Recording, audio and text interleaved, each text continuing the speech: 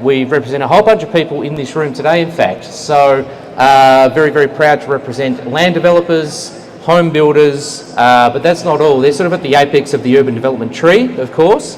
The engineers and the lawyers and the planners, the architects, the quantity surveyors, the banks who provide finance. It's a really large and complex ecosystem, and I'm sure you'll see that today with all of the exhibitors that you're going to speak to. So I'm going to try to get this working. There we go, it's pretty easy. Really quickly, the industry's contribution, the urban development industry contributes a whole heap. I'm used to talking to the industry itself rather than you as potential home buyers. So they love this one. They feel very, very warm and fuzzy when they see it. But I think it is important for you to see this as well. The jobs that are created through the people in this room, over 200,000 jobs in Victoria annually. 125 billion, that's billion with a B, is contributed or has been contributed over the past 5 years to the Victorian state economy. And importantly, I'm going to jump to the 52.8% of state tax revenue. Again, this is one for the industry, but I think it is important for all of you as well, just to know that this industry contributes over half of every dollar that the state government takes through taxes. So every time you jump on a train, every time you jump on a bus, every time you send the kids off to a public school or go to a public hospital, 52.8% of all of those services have been provided from the people in this room. So it's a huge contribution that they make.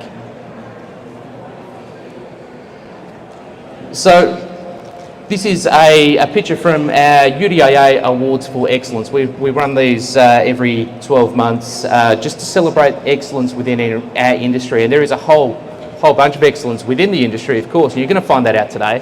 But what I wanted to do is just have a look at this picture, and I wanted to just, again, for your minds, just reflect on who we represent and what is part of the urban development industry. It's not just a series of homes that are next to each other in silos. It is a connected, walkable, livable community that our people, our members and the people in this room are developing.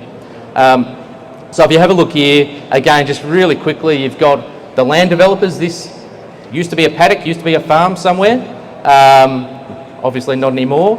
You've got the land developer who gets to the point of subdivision. You've got the water utilities, the power utilities. You've got the home builder. You've got the brickies. You've got the landscape architects, the landscape contractors. You've got the glaziers, the plumbers, the tilers, the electricians.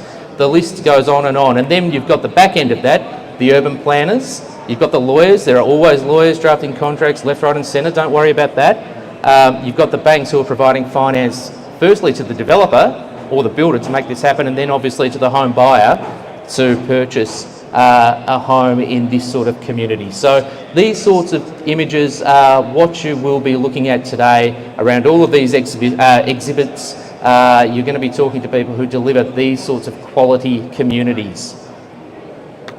Look, what I'm going to tell you about today, the case for the Melbourne housing market, you don't actually need to know what this says in essence, but it's an example of headlines.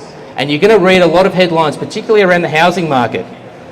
Two things we love to talk about in Melbourne: housing, house prices, and footy.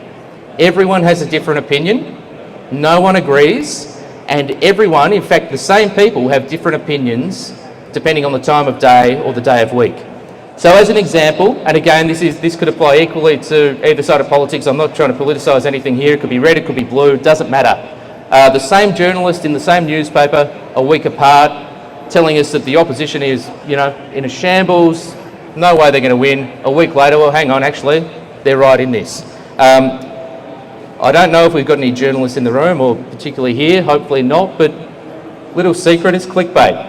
They want you to click, they need you to click. The journalists, in fact, to be fair to them, don't even write the headlines. The editors write the headlines. They write the story, the editors put a real jazzy headline to get you to click. The more you click, the more they can sell the ads. The more they sell the ads, the more money they make. Easy enough. So, there you go. Had to put this one in. Sorry, Carlton fans, but the Blues were top four, shortly thereafter. This is probably, to be fair to the journalists, this is just fact. They missed the final, so that's great.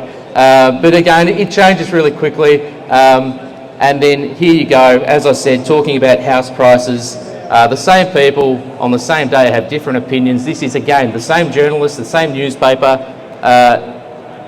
House prices close to bottom as auctions rebound, and a week later won't prevent large house price falls. So, look, what I would say to you, and the purpose of these couple of slides, is ignore the headlines, ignore the clickbait. Unless you are trying to buy and sell a house in the space of a week or a month or a year and flip it for a profit, this is largely irrelevant. Whether the price of a house is going up or down in the short term is largely irrelevant. What you're going to see is you always get peaks and you always get troughs. You get that in the share market as well. But if you are holding something for the longer term, and I should say the average Victorian house ownership length, so the number of years that the average Victorian who owns a home holds onto that home before selling is 12 and a half years. So if you're looking at things in terms of an investment, 12 and a half years. You don't need to worry about whether the price is going up today and down next week.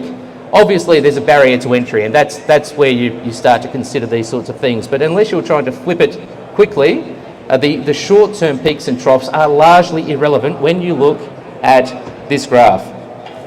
I'm from Adelaide, I say graph, I know you say graph, just bear with me. 20-year house price growth in Greater Melbourne. So this is metropolitan Melbourne wide. So if you have a look, and apologies that it's quite small on the screen, but January 2002, we'll start down here. January 2002, moving up to January 2022.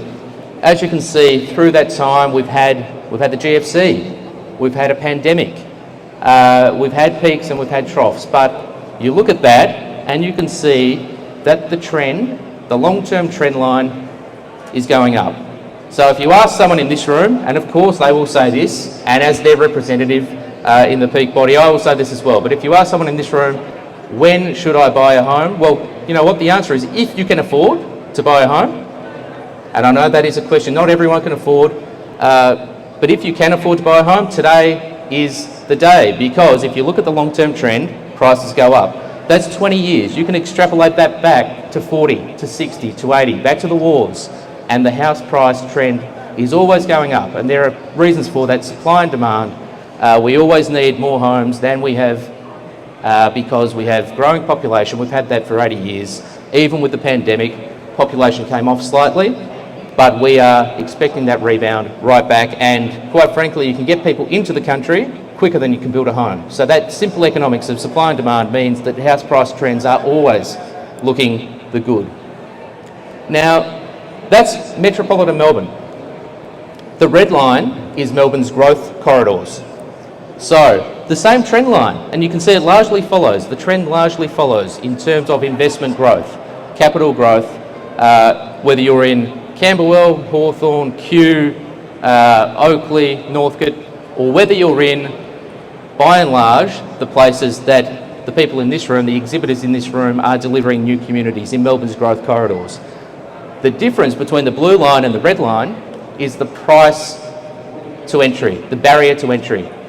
So you can see here, as an investment, if you're looking at it as an investment, by and large follows the same trend. You're always going to get that capital growth over the longer term. But the red line, Melbourne's growth corridors, provide significant affordability competitive advantage.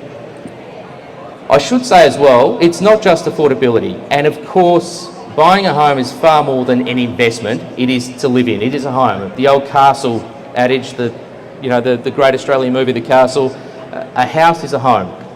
First and foremost, it is a home. So the other thing I should say about the growth corridors is there has been a significant shift over the past few years towards Melbourne's growth corridors, not just because of affordability, and it may have started as an affordability equation, but now it's a livability factor. If we look at the last couple of years, the pandemic, people locked down, and we've hopefully seen the back of that, but, you know, it's history, it's fact. We were locked down. Would you rather be locked down in a small townhouse or apartment in the inner suburbs, particularly if you've got a young family, or would you like to move to the growth corridors with, if you go back to that picture I showed you earlier, the connected communities, the new playgrounds, the extra bedroom perhaps, especially in this working from home environment, the ability to work from home, in fact, at all. So the commute, maybe 5 days a week, coming into the city and out again 5 days a week, might be a bit much, but all of a sudden, in this working from home environment, doing that 2 days a week, or maybe 3 days a week is a lot more compelling and attractive. So not only is the investment proposition there for the growth corridors, it is also a lifestyle and amenity factor. Same thing, just illustrated a little bit differently, but again, you can see that by and large, the 10-year on the the 20-year average growth on the left, 10-year in the middle, and the 5-year on the right. The blue is metropolitan Melbourne, the red is the growth corridors. By and large, they follow each other. There's a little bit of up and down here and there, but if you look on the right-hand side, 5-year average growth, that really shows you that pandemic shift towards the growth corridors as well, towards the new estates and the new communities that the developers and the builders in this room have to offer. Again, I am just focusing on the investment side of things at the moment, and I should have said, sorry, right at the outset, the lawyers will have me for breakfast if I don't say this. Of course, this is general advice. It's not particular advice. It doesn't take into account your own personal circumstances, so I have to say that. But if you look at this again, over the course of COVID, on the left-hand side were the price increases across metropolitan Melbourne. So you've got the inner suburbs there, units and houses, and on the right-hand side, you've got, since COVID, we reached a peak and house prices have been declining to a degree. So we're all in this position. We know that interest rates are rising, it is getting harder, cost of living is there. But what you can see in terms of Melbourne's growth corridors, if you have a look on that right-hand side, Melbourne's growth, in fact on the left-hand side, prices going up, everyone was going up. So the west, houses in the west increased through COVID by 16.1%. Now what you will see on the right-hand side, and this is why I wanted to show you this, is the growth corridors of Melbourne have proved so far to be far more resilient.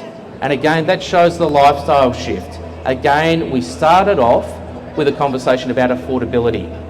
But more and more people are shifting and looking to these new communities in the growth corridors because they offer the lifestyle and they offer the amenity. Again, the work from home environment with the extra bedroom or the space. Again, hopefully we never get to this, but if we ever go into lockdown, as someone with a couple of kids, I can tell you the space to have a trampoline out in the backyard as opposed to being cooped up in an apartment or a townhouse in the inner suburbs is shifting people out there. So you can see the prices in Melbourne's growth corridors are extremely resilient. They are holding up. So the crystal ball. Well, we've spoken about the past. What's in store for the future? Well, I can tell you right now, if I had the answer to that, I wouldn't be here. I would be on a yacht in the Bahamas somewhere because I would have cashed in, made all my money, and you wouldn't see me for quids. But anyone who tells you they know the answer, they know exactly what's going to happen in the future, quite frankly, is a liar. No one knows what is going to happen in the future. But what I can tell you is, generally speaking, whether it is the housing market, whether it is the share market, or whether it is history in general, the best predictor of the future is always the past. So here we go. I mentioned before you could extrapolate that house price graph out from 20 years as we had earlier to 40 to 60 to 80. So here you go, right back to 1880. Again, you get peaks, you get troughs. Generally, with an average hold of a home of 12 and a half years in Victoria, perhaps even longer, you can ride out the peaks, you can ride out the troughs. But look at that in terms of what house prices have done in Australia. There is no reason to suggest that they won't continue that trend. So if you're looking at a trend of 140 years, again, I can't tell you with absolute certainty, I can't tell you when the peaks will come, when the troughs will come, but if you are looking for a home, that provides you the lifestyle and the amenity, plus, even as an investment and to secure your family's financial future, if you are looking for an investment and you're going to hold it for a while, you're not looking to flip it, then that graph, see it? Graph, Adelaide again. I tried to speak in a Melbourne accent there. So graph, that graph shows you that housing, no matter when you get in, has proven to be, over 140 years, a pretty decent investment. Again, there is nothing to suggest that it won't be the case. I can't guarantee you that day on day and week on week and year on year, you're going to be seeing exponential price increases. But what I can say is, looking at 140 years of history, if you can ride out some of these peaks and some of these troughs, you're going to be doing pretty well. I'm going to just wrap up with this one, and this is just a personal touch. It's nothing special to look at. This was taken from Google Maps. So this is my childhood family home in Adelaide, suburban Adelaide, middle class Adelaide. This was a new estate 30 odd years ago. Mum and Dad still live there, and I'm sure because I took it from Google Maps, Mum and Dad will be pretty disappointed that I haven't got the, it's not a nice sunny day and the rose bushes are pruned back and all of that sort of stuff, but it is what it is. I thought this was realistic and it was genuine. But this just goes to that point that, look, we've spoken about investment and we've spoken about whether house prices are going up or going down, but ultimately, as I said before, the great Aussie film, The Castle, a house is a home, first and foremost. So this home was built 30 odd years ago in a new estate in Adelaide. It was the first home that was built in that estate. We were the first ones in. The first summer was really bloody dusty. The first winter was full of mud. And then the neighbours came. This was in the middle of a paddock, as I said. The neighbours came. And all of a sudden the street filled up and the community was built around the first homes in that estate. So Mum and Dad still live there 30 years later. This is still the glue that holds our family together. Each Christmas we're back there now with my kids, my parents' grandkids. This has seen 30 years of memories. And as I go back there now, and as I now represent the members in this room who create new estates, I can tell you two things. First and foremost, what they're delivering here in this room is a lot shinier, a lot better and a lot nicer than what was created 30 years ago. But I can also tell you that these estates and these communities develop over time. And as I said right at the outset, it's not a series of individual homes built next to each other. It is a community that these people in this room are delivering and they're building for you. So I really do encourage you to get around and talk to as many of them as possible.